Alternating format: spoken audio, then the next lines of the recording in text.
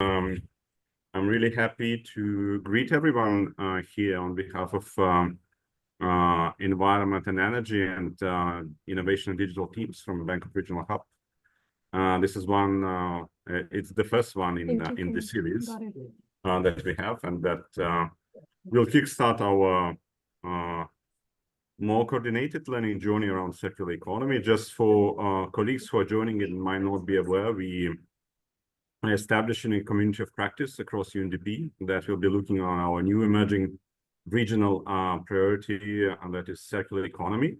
Obviously, this is not a start of the work. There are, I would say, years of practice that our country offices has been working together with government and other partners on the ground, and we are taking lesson of that, and we often support them in this. But we really feel there is something more than a series of projects and programs in terms of we can really cohere and bring towards our partners in terms of offers and so forth. So in this way, this community of practice will try, of course, to bring together those learnings that are emerging from the fields. We will try to coordinate different levels of where UNDP operates.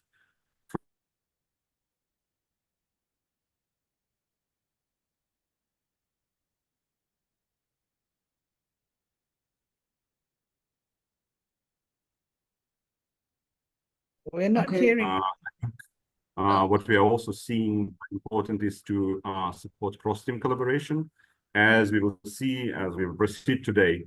And there will be quite a lot of things that don't relate to, let's say, to environmental, as often seen as encompassing circular economy. There are many things that relate to governance, to economy as such, because circular is also economy, not just circular, and so forth.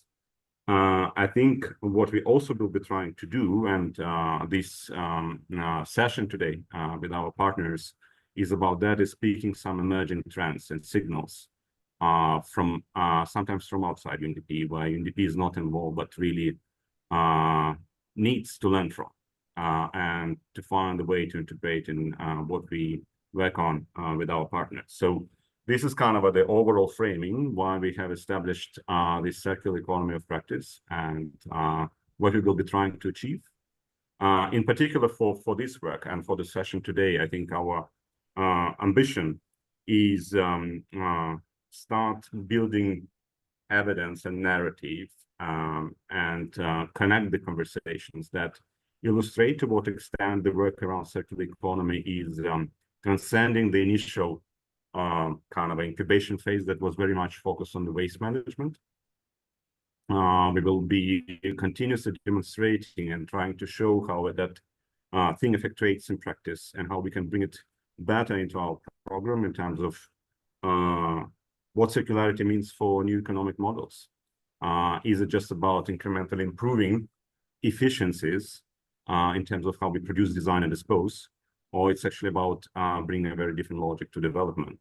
What governments can do about it? Are government just tax collectors and distributors of income, or there is a role for national and city governments to play in terms of directing resources, and directing policy, and shaping the markets in these new emerging areas? Are people just kind of the receiving end, consumers, or there is quite a lot that can be done in mobilizing communities and driving a behavior change and putting pressure on the system to bring this new secular, greener, more regenerative direction to the way our economy is going in the region. Obviously, a big part of this conversation is also inclusion and the trade-offs potentially that we see between jobs, growth, environment, and circularity, and we will be, of course, trying to address those questions which don't have easy answer. We also kind of what we try to bring into conversation. There is no unique model, no unified model about circular economy. There is a logic, but depending on the geographical context of economies, those models differ, and we really want to learn from those experiences from places like Malaysia, from Indonesia, from EU, or from Pacific, from big ocean states.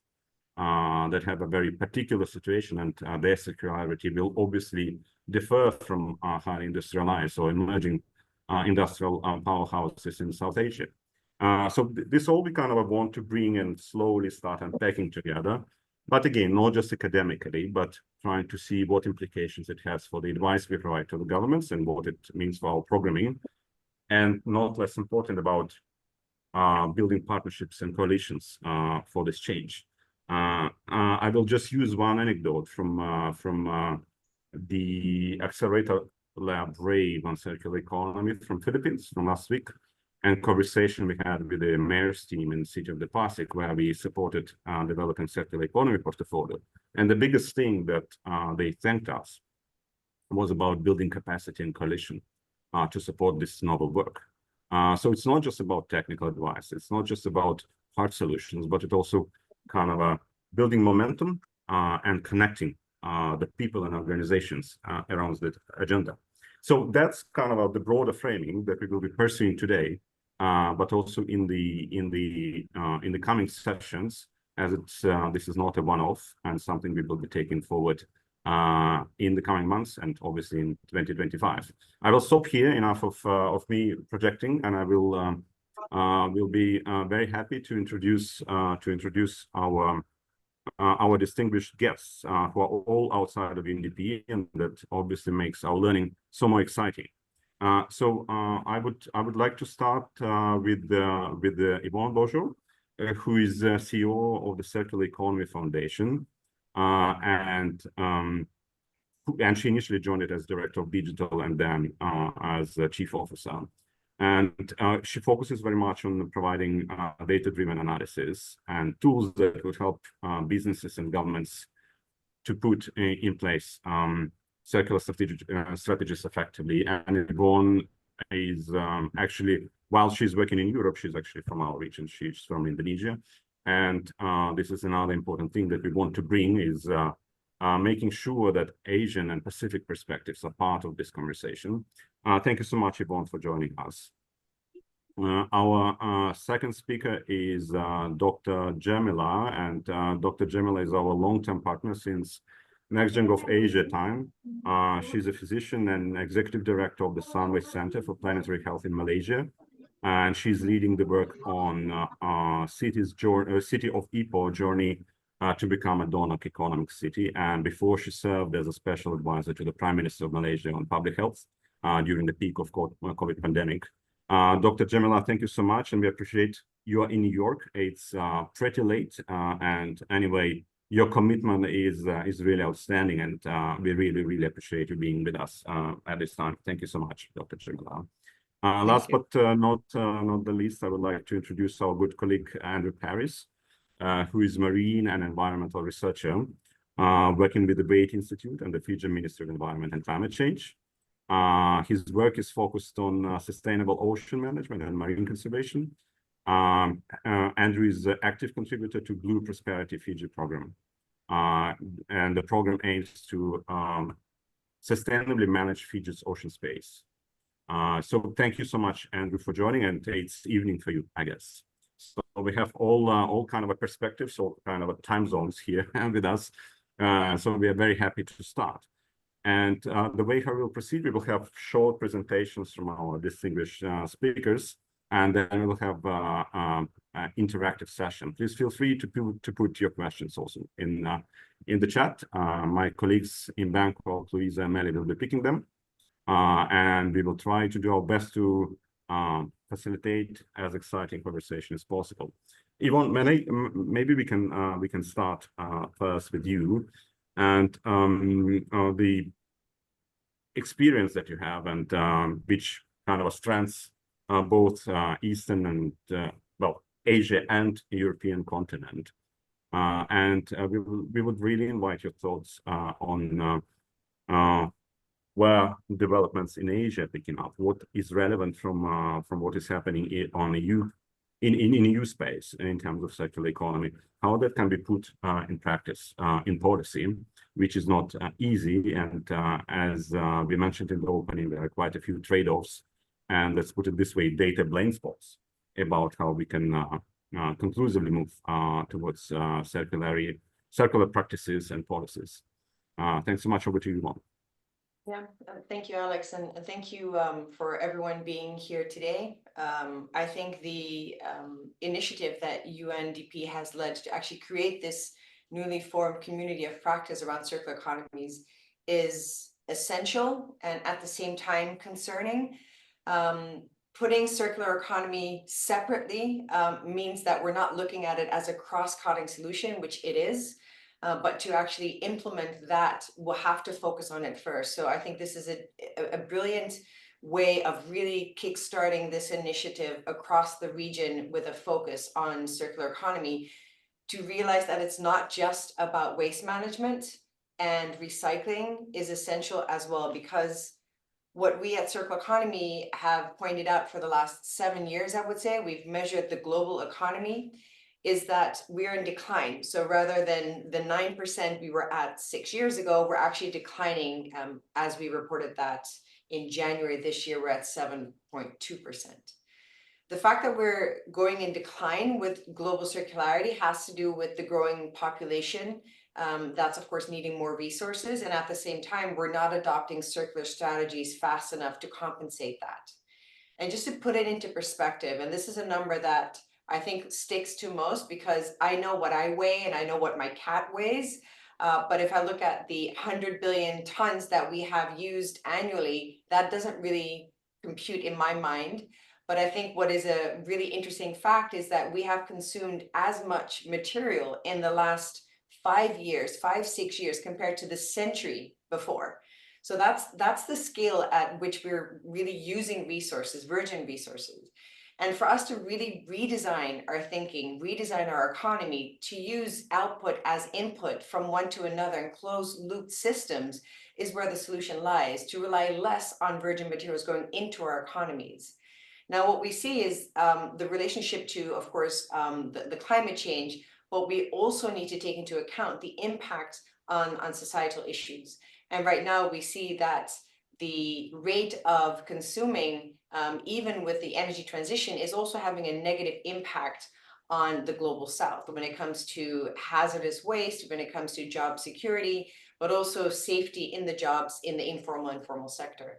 Now, from Circular Economy's perspective, we've identified 3 levers that are key.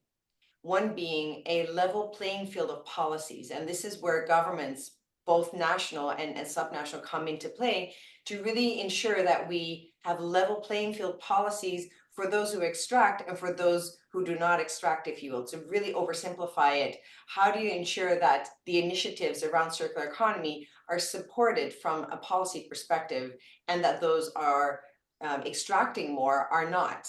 And that also comes into play with our second lever, which is financials. How do you ensure that the financial flows go where it's needed most to activate this transition, and even more so accelerate it? And this is where the financial institutions need to come up with different products. They have to be able to support the policies created, define the financial products needed for the industry to also transition. Last week, a very recent example, I was in Switzerland talking to 100 future leaders, and a lot of them gave pushback on this conversation around circular economy because they feel that they can't close the business case. They can't make the calculations be sufficiently attractive, if you will, to their stakeholders and their shareholders. And this is where our financial system is just not supporting a circular economy enough as it is today. And the third, I think this is also what you touched on, Alex, is capacity development.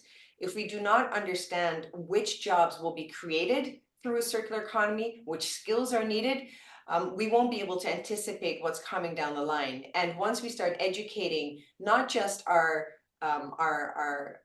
children and our students, but really the vocational training is needed in the current workforce to start preparing for all the different jobs and all the different skills that are needed in a circular economy. And a very simple example is if we manufacture less, but we repair more, it takes different skills.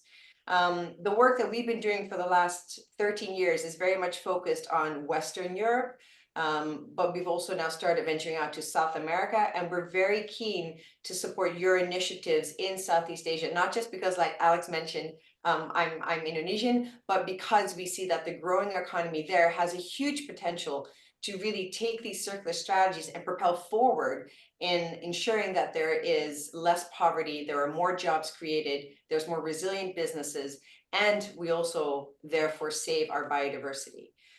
So Alex, those are like the primary points that we've pointed out from our research. If there's anything specific that you'd like me to touch on, please let me know. Thank you so much, Yvonne. I think that's a really great opening, and thanks also to for bringing those three levers. Just to mention, we had an investor from ADB in Manila with us last week, and actually, while we are saying we need to have a level playing field in terms of industrial policy, I think what he was mentioning, we are already set against the big vested interest that's already in industry. So we are in a way under current conditions are really in a losing game if we want to promote circularity. And perhaps after the COVID moment, not that many things shifted, and we are seeing circularity in decline.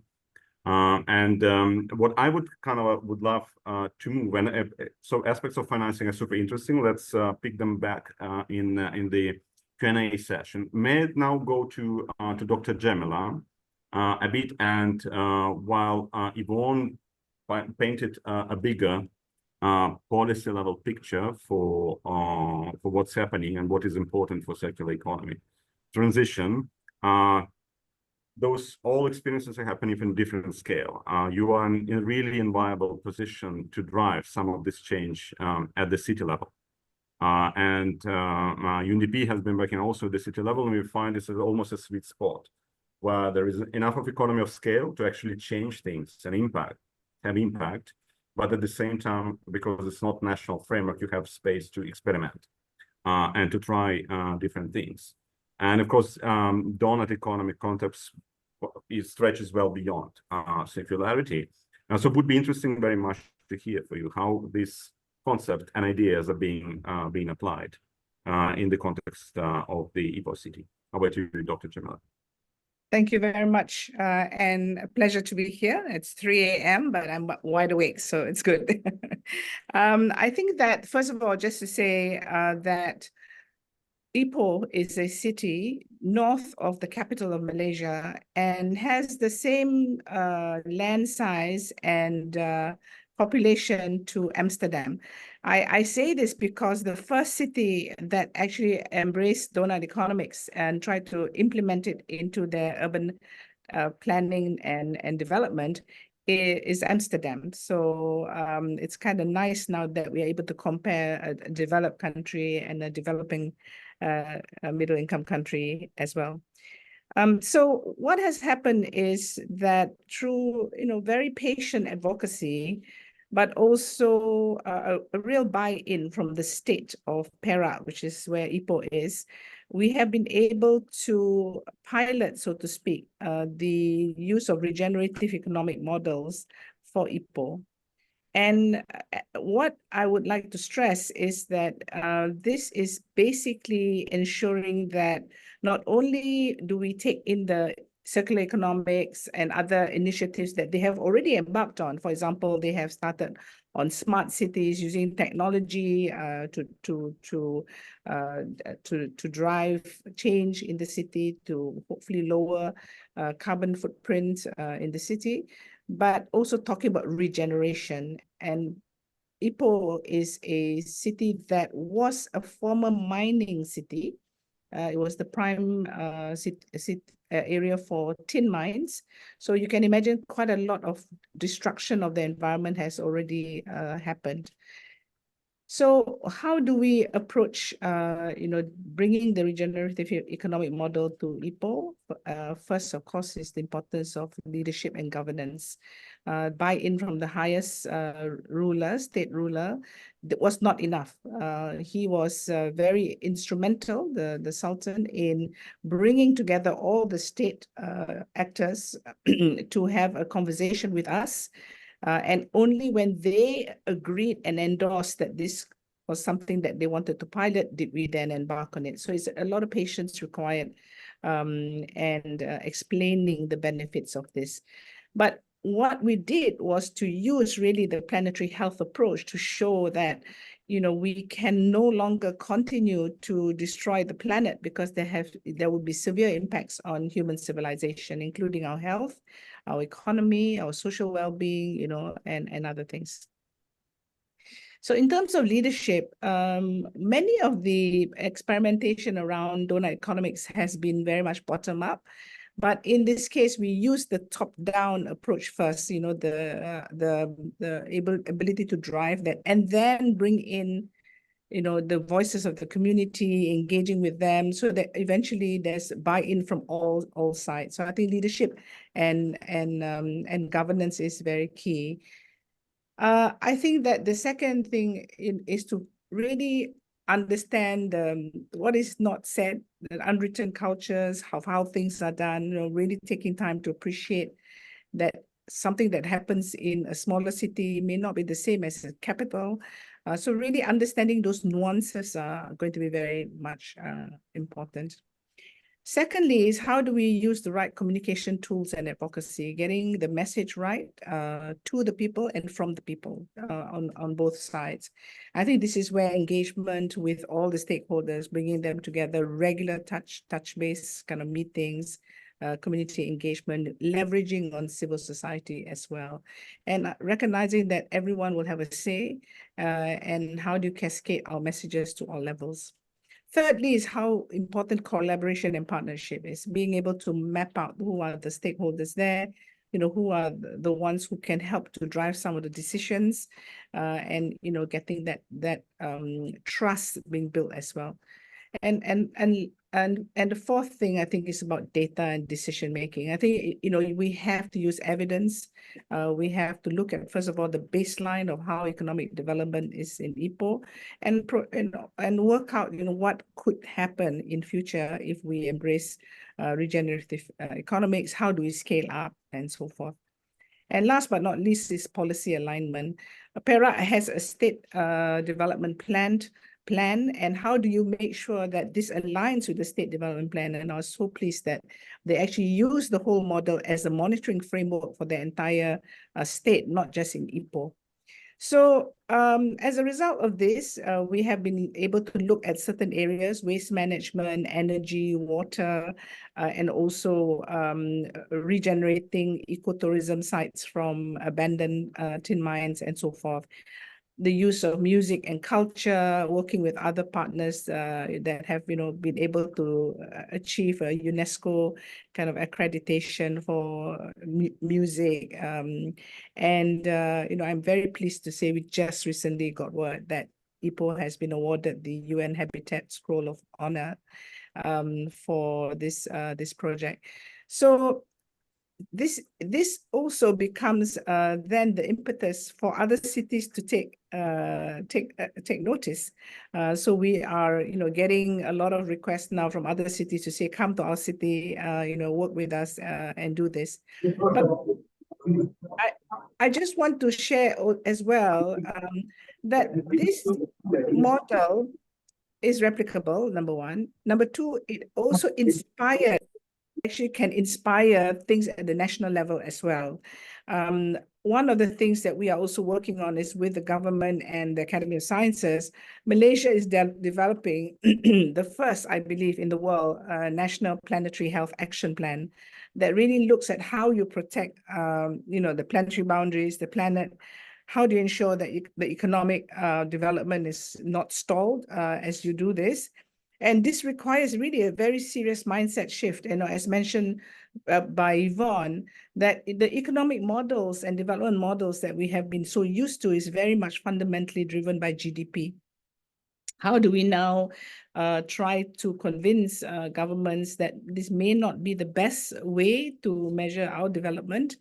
How do we shift towards well-being economics? How do we have a more balanced approach? I don't think I have time to speak in detail about this, but one of the things we have been doing at the university is really develop models of what we call return of values rather than return of investment. That will require us to have a different framework for development, looking at what we call the 8 I's and 8 R's of how to look at, what is the ecosystem that needs to exist for us to have those shifts in economic development models. As Yvonne rightly pointed out, what are the skill sets that are required? What are the new economic drivers that might be able to emerge if we shift towards a much more regenerative economic model? What is the role of biotechnology in a region such as Asia, where raw materials are very, very abundant? How about, ecological services? So I think these are the things that certainly in Asia, we need to start pivoting towards, but we need to be courageous enough to actually attempt to, maybe the word dismantle is a bit too strong, but really try to move away from existing economic models that certainly do not work for the planet and people. So, and this, ultimately will require political will, will require a lot of policy changes. But I always speak about the 3 P's that we require: the political will, the policy, but the third is, the passion and the power of the people to pressure for change. I think that pressure is going to be very important. So thank you. Yeah, thank you so much, Dr. Jamila. Let me put it this way, actually. Passion and power of the people is already 3P, right? So it's really a lot of things that can be done by people, and really appreciate you putting quite some interesting points in terms of what was important in EPO to drive the transition, but also extent to which the city served as an example, if you wish, even a sandbox for something that can be then scaled to the national strategy in Malaysia as part of the kind of a planetary health approach. And I'm sure there will be quite a few questions around replicability and around some of the work of where these ideas were integrated into the state policy. So we will keep them a bit, all these interesting tapas for the Q&A session. And let me turn to Andrew, and Andrew comes from Fiji, as was mentioned in the opening, and I think that is very particular context, right? Maybe some of the ideas around industrial policy, around skills and capabilities, have a very different dimension for Fiji. I'm sure those passion and power and of people are still important, but what does it mean for economic policy or for economic models? And maybe, Andrew, you can also reflect a bit on what Dr. Jamila and Yvonne were mentioning about role of political leadership and policy integration. Over to you, Andrew. Thank you. Thank you very much, Alexander. Just checking, can everyone hear me okay? All right, awesome. Thank you. I want to start my intervention by kind of zooming out a bit, right? Taking a step back and contextualizing things from a small developing states perspective, and how some of these circularity externally has not fulfilled its potential, or what it was set out to be in small and developing states, and what are some of the inherent challenges that SIDS do face in implementing or looking at circularity approaches.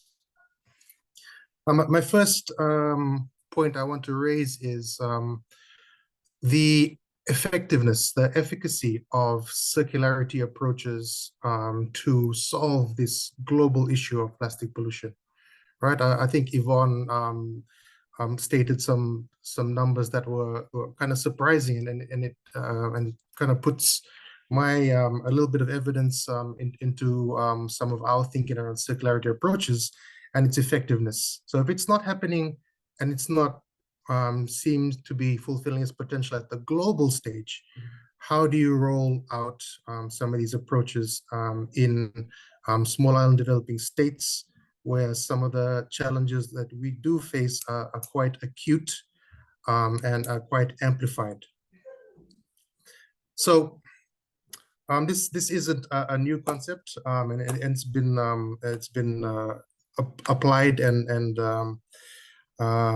has been moving around some of the political discussions around initiatives to mitigate plastic waste inputs into the marine environment. Now, I do agree with everything that Jamila and Yvonne had spoken about, and some of the inherent challenges. I do note that there has been a there's been like the needle of circularity has shifted a bit, right? It's no longer a more mechanical approach to circularity, where you have recycling, chemical recycling, as a means to increase the circularity of plastics in the economy, but it's more of the sustainable production and use of plastics, right? And how does circularity fit into life cycle or value chain approaches in small island developing states, factoring in the reality that we are net importers of plastics? Pacific small developing states are scattered across an area the size of the continent of Africa. All right, we are almost 99% ocean space. So there's some inherent geographical challenges.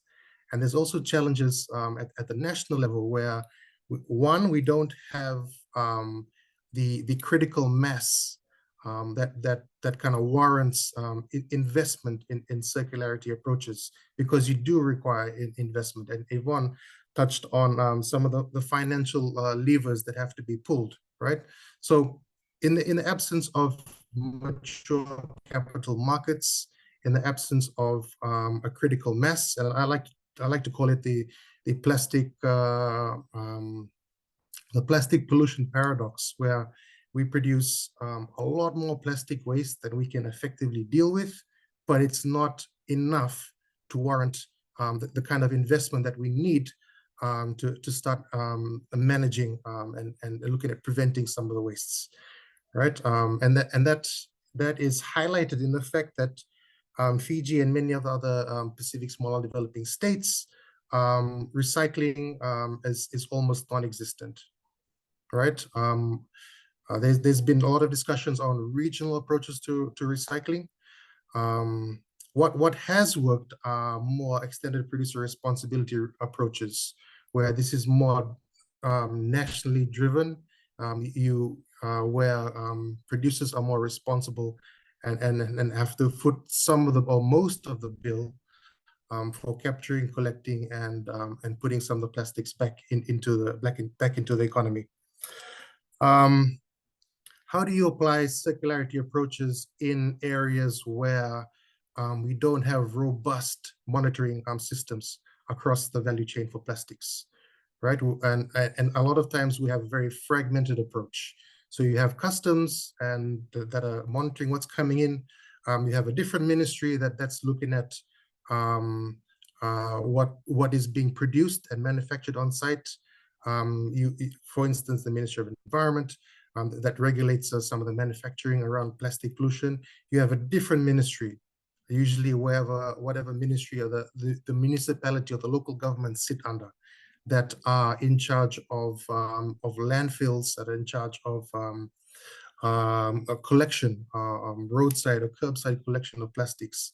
So they house a different set of data. So the old adage asserts that you can't manage what you haven't measured. So I'd like to throw that into the mix as well, that in the absence of robust data collection and data centralization schemes, circularity approaches are severely hamstrung as well. I do like what Dr. Jamila said around the planetary health approach, because when you're talking about political will, how does an advocate, how does someone that's lobbying for more comprehensive policies, legislations around plastic, pitch this idea to some of our political leaders who have other more pressing issues to worry about, right? We have sea level rise that's threatening a series of our coastal communities. We have coastal communities that are being relocated in real time, right? Some of the effects of the triple planetary crisis is also very acute and very amplified, right? We're seeing more frequent cyclones and storms as well. We're seeing coral bleaching. So it's very hard to bump some of these off the list of a government's priorities. And I think that's manifested itself quite physically and quite acutely as well. And some of the reasons why we're seeing this plastic waste crisis, which we are noticing in Fiji, with very large inputs of plastics into the marine environment. Also, recognizing that studies are showing that the transboundary movement of plastics is also affecting us quite severely, right? So we have a large proportion of our coastlines, of our population that reside in or along the coastlines that are heavily dependent on our marine resources. And we're seeing a very large input of transboundary plastics onto our coastlines. And so it's also complicates some of our approaches and the initiatives and those that are trying to lobby for more circular approaches at a national level. The last thing I want to talk about is capacity building, right? Oftentimes we've seen different projects, different donor-funded projects that do come in that talk about capacity building. Right, and anyone here that knows about project funding, it's finite. You have a start and you have an end, and oftentimes the time scales are over a period of several years. So how do you start building capacity at a national level in an effective and meaningful way, where we have this fragmented start-stop approach to capacity building?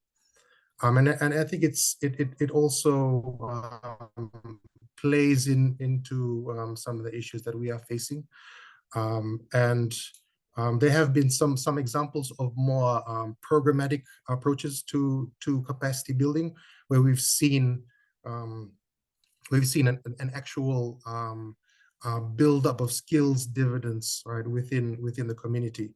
And that speaks to one of the key components of building a community of practice, right? It's building that capacity in-house, in situ, in country.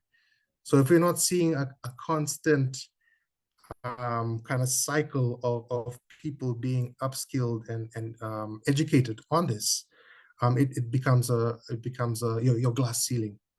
I have a few more things I want to mention, but I'm going to leave it there for now. I think I've kind of overstepped the time in the introductory or preambular part of the discussions. But yeah, thank you very much. Over to you, Alexandra. Yeah, thank you so much, Andrew, and thank you for bringing the specifics, of course, of the situation of Fiji, right? And in particular, the value understanding and being able to measure the value chain that is outside of your control to a great extent, right? And of course, this sad dilemma, right, where you have too much waste to process in a way, but too little to make it economically viable given current business models. And again, the interesting point that you brought about how we build political leadership and agency into political leadership about slow onset disasters. I think this is something that was coming in quite a few of our programs as well. So with this, I would like kind of to move to questions and answers. There are quite a few in the chat box. We are also happy to pick, Louise, and please kindly help me if you want to pick some of the voice questions, right? Maybe people feel more comfortable to ask it online rather than just putting in a chat. So we can also accommodate for that. And obviously, well, some questions are directed. I mean, when you respond, if you have something to add, please feel free. right, or you want to pose a question to one of your colleagues, please do that. I think, Yvonne, your conversation about innovative financing products that would support business transition to circularity, which is not simple, given that all the system is stuck and geared towards a different logic and to a different way of producing and designing and consuming things. If maybe you can elaborate a bit more, what would be the good practices, and then we can move also to Dr. Jamila to talk a bit about where this discourse and kind of a return of the value development model is now, and if you can give us maybe a bit more practical example or practical conversation that are happening maybe in Malaysia or elsewhere, that would be really useful. But Yvonne, over to you, please. Thank you for your question, Miliana. To address that, there's sufficient funds for the needed transition. It's just not being released in a way that it's fast enough to accelerate the transition, and that's one of the things that we've identified. And with the support of the European Investment Bank, we are currently enabling a group of multilateral development banks to come together on a monthly basis to agree on a common language. Like, that's the starting point. What is a circular economy? One might be understanding circular economy to be more about waste management. The other might be about resource use. So I think for all of us to have a common understanding of what circular economy is the starting point, because that will then enable financial institutions to identify which projects, which initiatives, which investments are truly contributing to the transition of a circular economy, towards a circular economy. Now, the common language is one thing. So that is something that we're working with the IFIs. The second part of that is also to have a common set of indicators. So if we want to measure the state of circularity of a business and we want to track their progress over time, we need to have an agreed upon metric. Now, that is also something that hasn't been normalized. Even though circular economy has been around for billions of years, if we look at planet Earth, from a business perspective, it hasn't been normalized. So ISO standards have just been launched this year.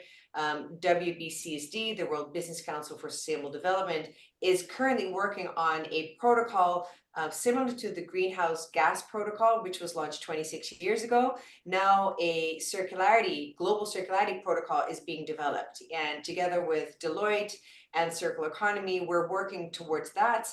The first official announcement will be at Climate Week next week. So stay tuned for that. And that is then also enabling businesses to be able to identify which metrics to report on. And that then also enables commercial banks to look at the different investments. So it trickles down. It trickles down from creating a common language to agreed upon metrics, starting to measuring against it, and then for development banks, but also commercial banks to start releasing funds.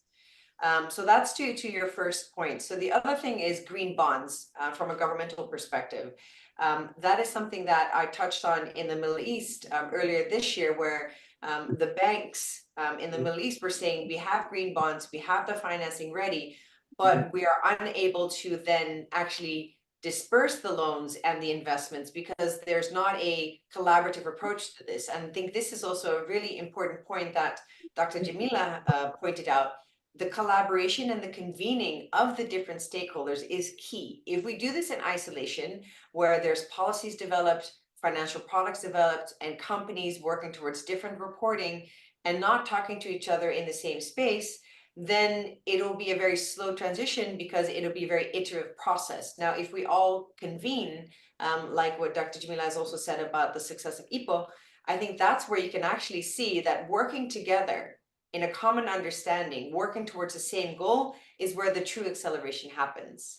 So I think that's those are the key points when it comes to finances: indicators, common language, and convening everyone, policymakers, industry leaders, and the financial institutions. Thank you so much, Yvonne. Dr. Jamila, I will turn to you. And since you will be speaking, there is also a question from our good colleague Afrin. She's on the hunt for digital solutions in circularity. So if you can, and Yvonne, you too, you both worked in digital space.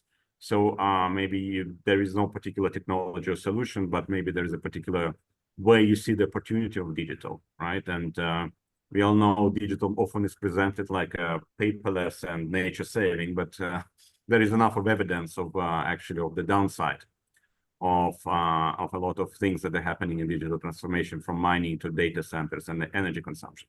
So if you can also relate to this, and then I will turn to Zaina about Pelican Pacific, who has a kind of a live question, and we would like to take that. Thank you.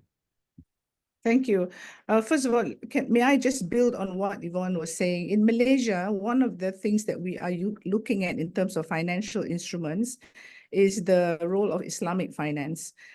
For example, in energy, you can develop, sukuk or Islamic bonds, where, this has already started to happen in supplying energy to communities, where the state itself maybe pays for the bonds, and the individual homes or households pay much less each month, but ultimately in the long term, there's savings on all sides. So that's one very unexploited avenue for particularly OIC member countries. And in fact, Islamic sukuk is actually very, very widely used now, even in non-OIC countries. You asked me about return of values, and this is something, as I said, has been developed in our university, not by me, but a group of economists. But they define return of values as the values gained to the organization and to all stakeholders in the ecosystem, whether economic, social, political, and environmental, resulting from the adoption of advanced technologies, knowledge-based systems, processes, new business models, and value chains that are aligned to global best practices. And this notion of return of values is very much now beginning to be ingrained in some of the economic thinking and planning for the country, using a science, technology, innovation, and economics framework. We call it a 10-10 framework. Now, in terms of the ecosystem analysis, I mentioned to you the 8 I's and 8 R's. The 8 I's is the ecosystem enablers. So, for example, infrastructure, which means communications and so forth, intellectual capital, integrity, incentives, institutions, interaction, and internationalization. So, we, whether it's a government agency, a private sector, is encouraged to and analyze the ecosystem through these 8 I's lenses. And then there's looking at it through also a nature-centric approach. For example, if you look at, just to give you an example of, for example, internationalization, what does this mean in terms of global best practices and supply chains? In institutions, who are the key players? In incentives, what are the fiscal, non-fiscal incentives that can be provided, and so on and so forth. Then coupled with that, you have the 8R, which is the nature-centric sort of philosophy, and that is really around revitalization, respect, rethink, reduce, reuse, recycle, replant, and repurpose. So what we are encouraging is to make sure that you analyze your ecosystem, looking through the 8I, 8R framework. And then you have an integrated planetary health framework using that. Once you have looked at the enablers, you then look at dynamic capabilities, whether it's from, first of all, absorptive capacity, understanding the knowledge, and then adaptive and then innovative. One simple example we always talk about is in terms of absorptive capacity, the easiest thing to visualize is, people were watching birds fly, and that's how the Bernoulli principle came about. And therefore, the adaptive capability is actually looking at how you develop a flying machine. And in the innovative capacity, then aeroplanes and supersonic jets and so forth. So there is that value in absorbing nature-centric, also, sort of planetary health related approaches to finding. And then leading to that, you will then find, you'll be able to map out, your environment, nature, social, political sort of areas, and you'll find an overlap in the middle called what we call a zone of ecosystem balance. How do we get to that zone? And if you get there, you'll get your return of values, and you can actually quantify this. So, I think today's session is too short to go into details, but, I can link you to the experts in the university.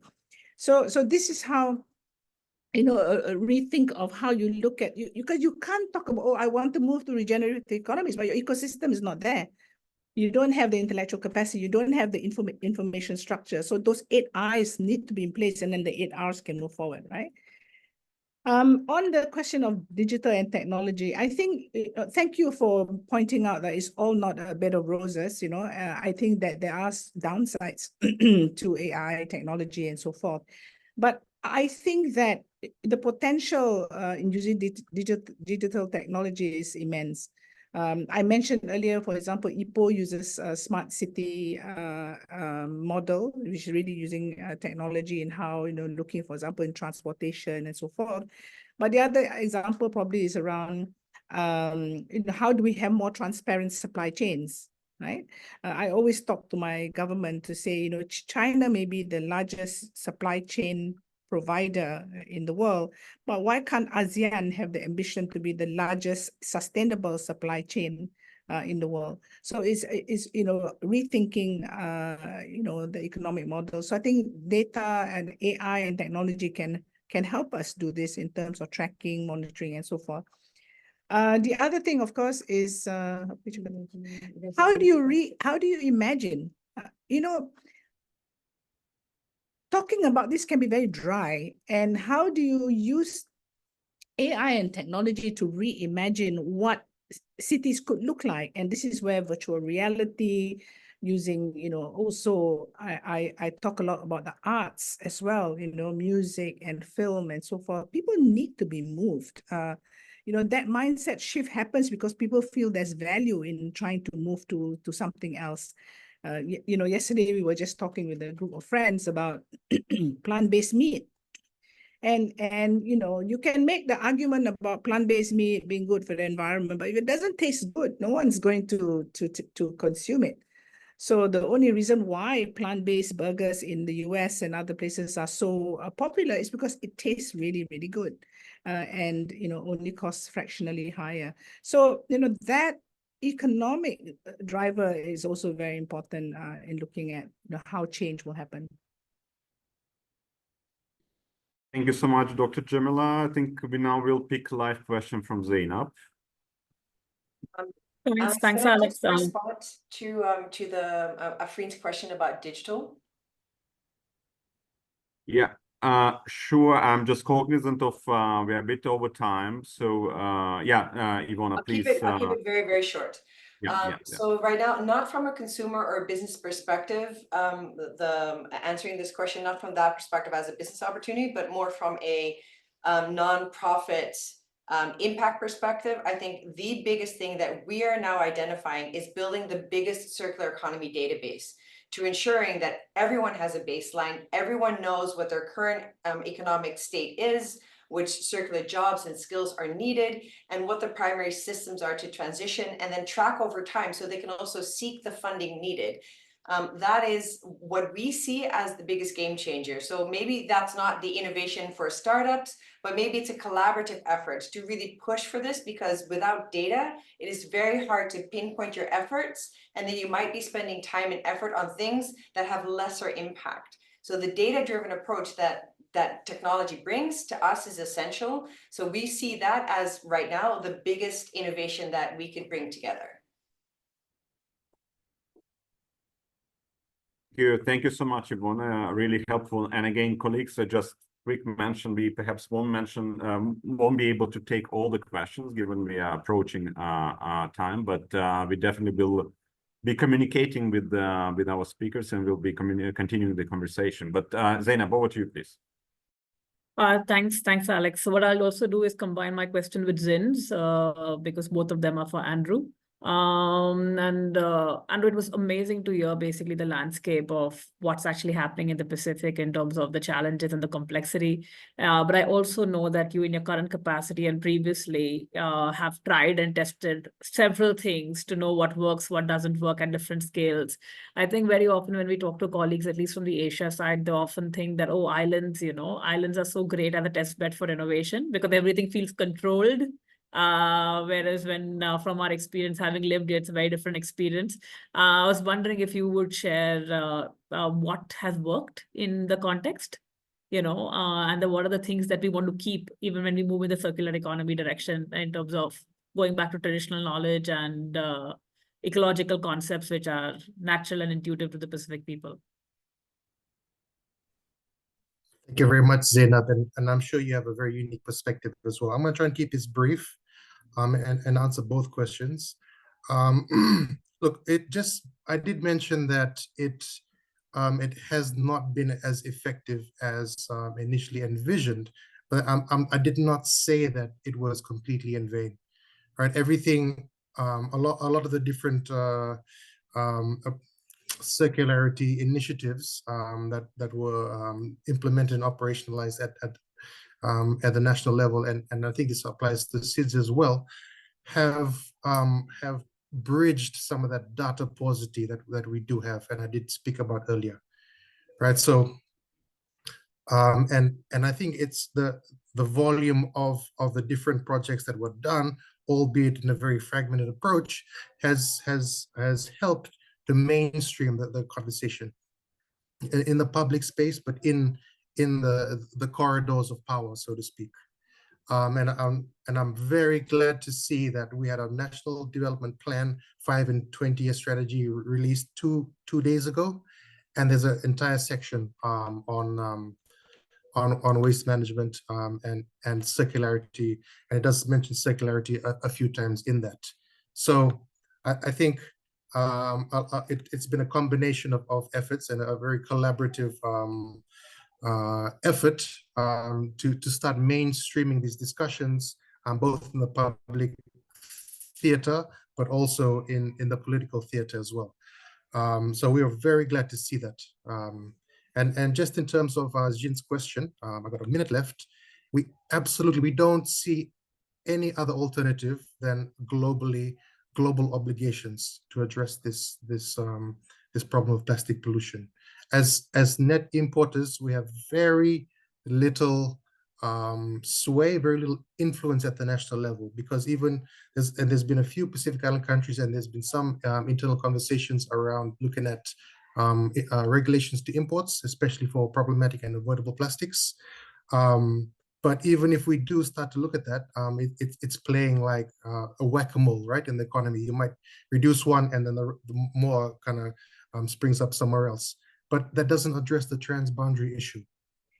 So what we do need are global obligations, and to fundamentally look at transitioning or phasing down of primary plastic polymer production, right? Global projections are telling us that there's going to be a lot more plastics in this BAU scenario, right? We will see a doubling, a tripling, an increasing of 5 times in our lifetimes, right? That fundamentally has to be addressed, and that's something that we've been lobbying for at the global level. So I'm going to have to keep it brief. I'm going to leave it there, but it's absolutely essential that we get this global plastics treaty correct. It's ambitious. It is framed around human health. It's framed around human rights and the health and the environment. And it's centered as well around human-nature relationships. So I'm going to leave it there for now. And thank you very much for the questions. Yeah, thank you so much, Andrew. Excellent. And I perhaps the most unhappy person here because I have to be wrapping it up, right? I think we almost kind of we're in a complete flow, as psychologists say, in terms of our conversation. But also knowing that Dr. Jamila is already at 4 a.m., we at least need to give her a couple of hours of sleep. I will be closing this conversation. I would like, first of all, to tell to our speakers we had attention of around 50 people from across the region and from across different hierarchies. We had deputies, we have colleagues from the innovation teams, we had colleagues from the program teams, we had good participation from the regional hub. So I think different kind of demographics from UNDP, from the region, were part of it, which is great because we all will need to take it forward together. So thank you so much for this.